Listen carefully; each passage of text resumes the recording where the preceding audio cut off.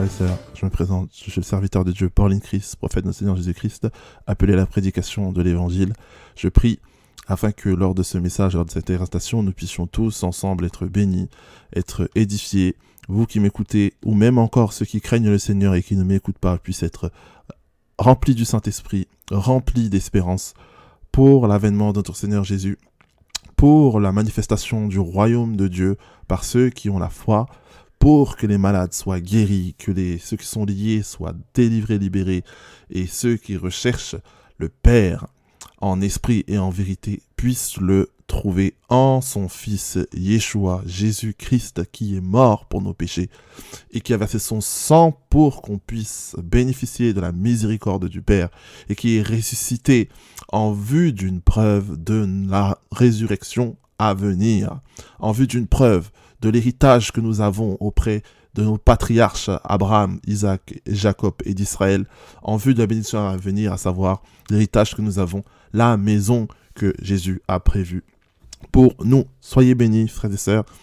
Écoutez, j'avais à cœur de partager un message, une exhortation, pour que vraiment nous puissions être bénis, nous puissions être tous édifiés. Et la Bible nous dit, dans Matthieu, au chapitre 7, et au verset 7, « Demandez, et l'on vous donnera. Cherchez, et vous trouverez. Frappez, et l'on vous ouvrira. Car quiconque demande reçoit. Celui qui cherche trouve, et l'on ouvre à celui qui frappe. Lequel de vous donnera une pierre à son fils s'il demande du pain? Ou s'il demande un poisson, lui donnera-t-il un serpent?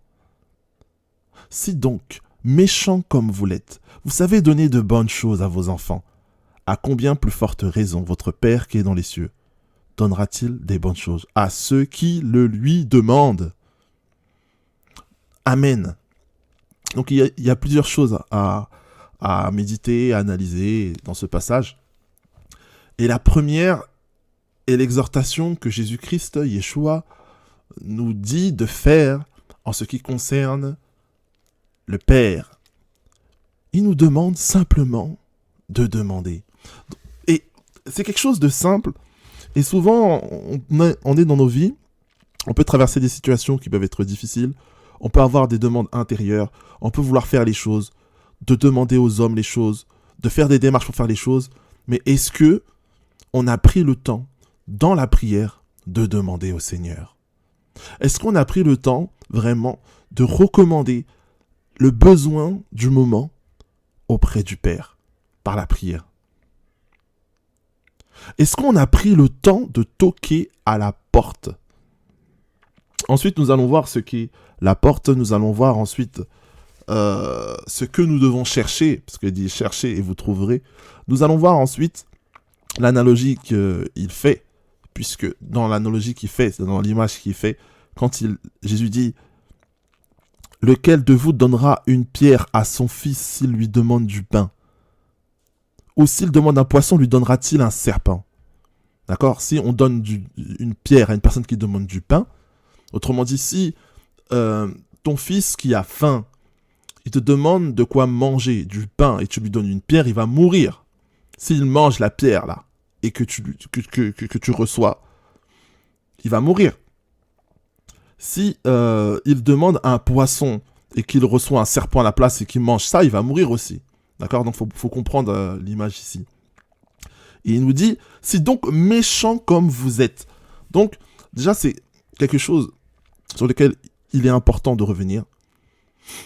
Au regard du royaume de Dieu, au regard de sa justice, au regard de la manière dont le Père voit ce monde et voit la manière dont ce monde est géré par les hommes, Dieu a disqualifié ce monde. La Bible nous dit qu'il y a une colère à venir par rapport au monde.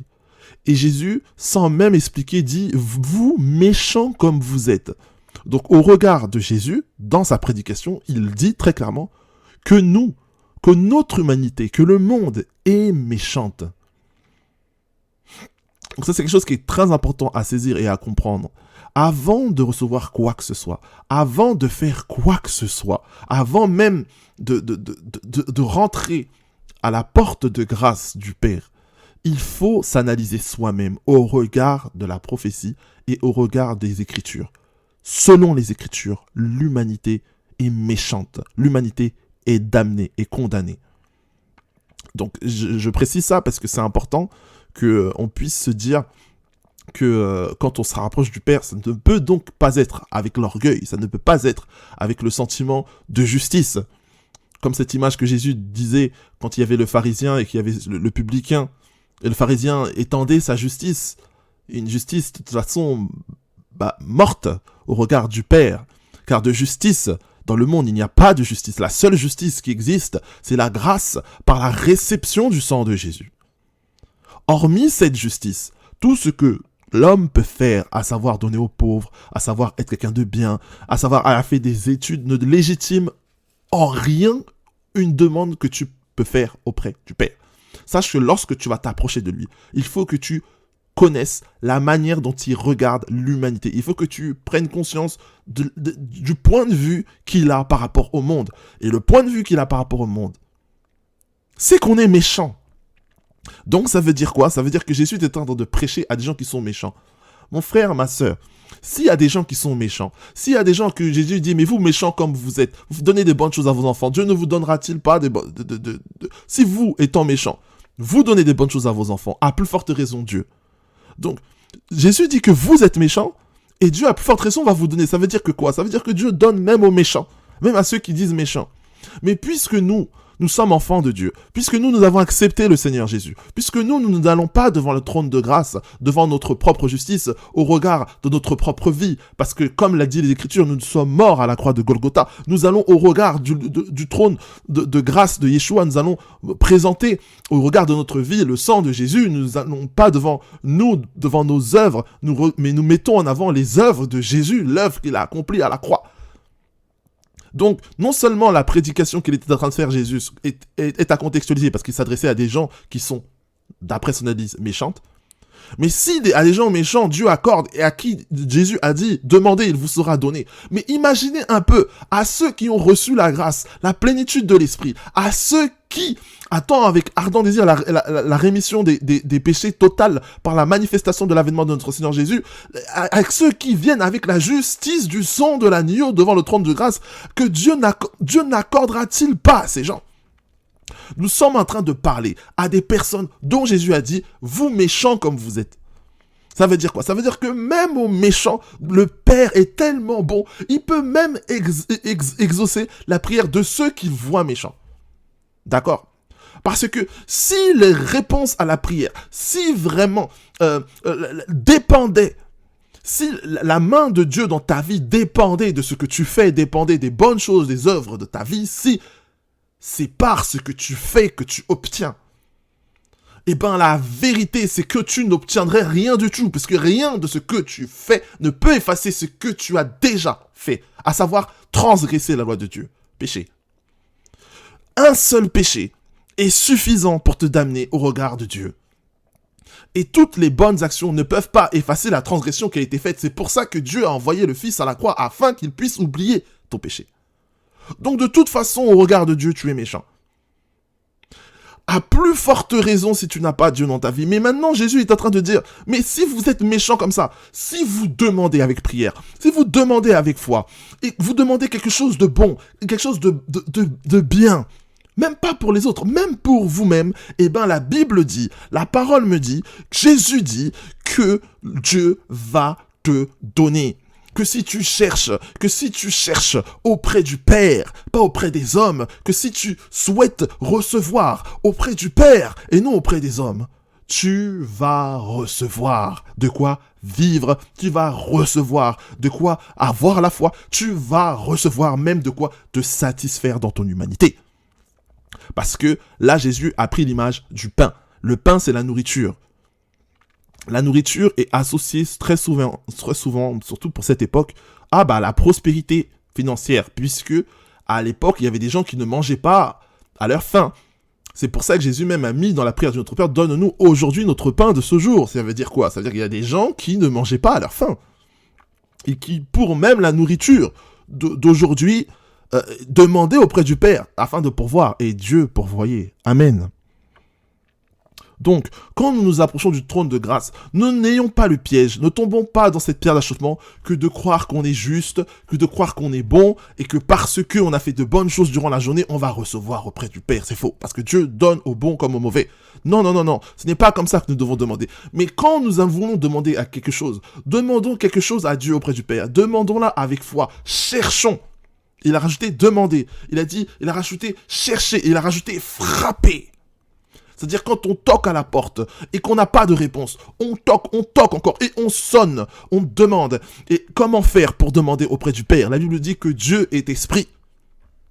Et il faut que ceux qui l'adorent en esprit et en vérité. Ça veut dire quoi? Ça veut dire que le meilleur moyen de demander auprès du Père, c'est de la demander en esprit, c'est-à-dire par la prière. Le meilleur moyen de demander auprès du Père, c'est-à-dire il faut le demander en vérité. En vérité, ça veut dire en Jésus. Le meilleur moyen de demander auprès du Père, ça veut dire quoi? Ça veut dire adorez-le. C'est d'adorer le Père. Adorez-le. Ne tombez pas dans le piège de mettre en exergue le fait que vous jeûniez, le fait que vous aviez cru, le fait que vous êtes juste. Non, parce que c'est faux. Nous ne sommes pas justes. Nous sommes voués à la mort. Nous avons été condamnés par nos pères. Nous avons été condamnés par la nation. Nous avons été condamnés par nos propres transgressions. La seule justice que nous possédons, c'est celle qui réside en Yeshua, en Jésus, qui nous a prêté afin que nous puissions être co-héritiers. Co-héritiers. Oh Seigneur, si nous pouvons saisir la profondeur du royaume, de savoir quel est l'héritage que nous avons reçu en Yeshua. Non seulement on est co-héritier des promesses à Abraham, on est co-héritier, on est héritier des promesses faites à Israël, mais on est aussi héritier des promesses faites en Yeshua. La royauté, la domination, la souveraineté en Yeshua. Nous sommes co-héritiers. Oh mon Dieu, mon roi. Oh Saint-Esprit de Dieu, fais-nous connaître les profondeurs de ta parole. Demandez et l'on vous donnera. Cherchez et vous trouverez.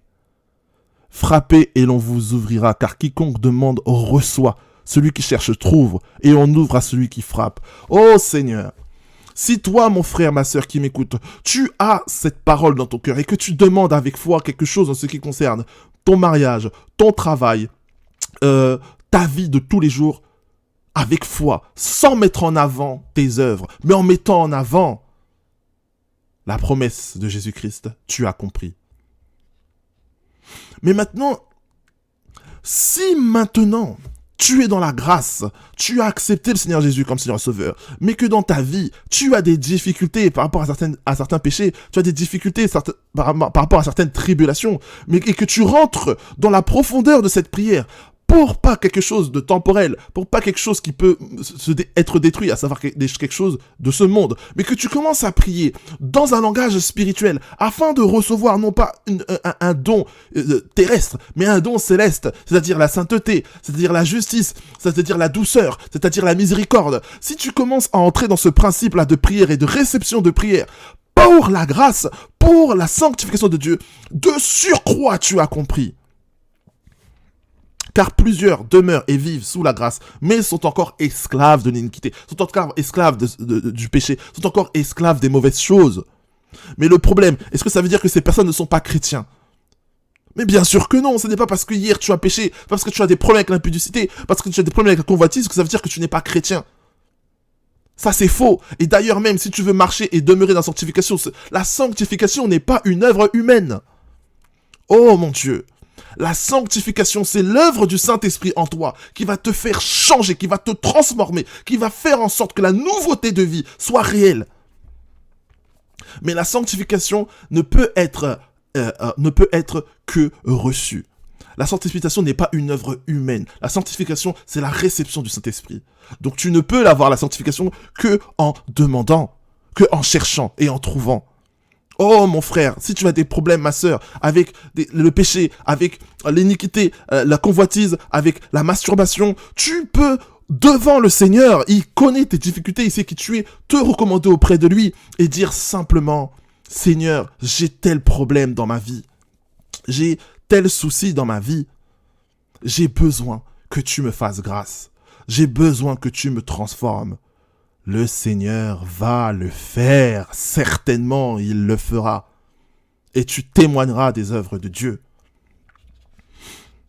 Et si tu échoues, tu recommences. Si tu échoues, tu recommences jusqu'à ce que l'œuvre du Saint-Esprit soit manifeste en toi. Mais ne baisse jamais la garde, ne baisse jamais la tête, ne te réduis pas aux choses du monde, ne te dis pas, ne rentre pas dans la facilité, je suis pécheur et je vais continuer à pécher. Non, non, non, non.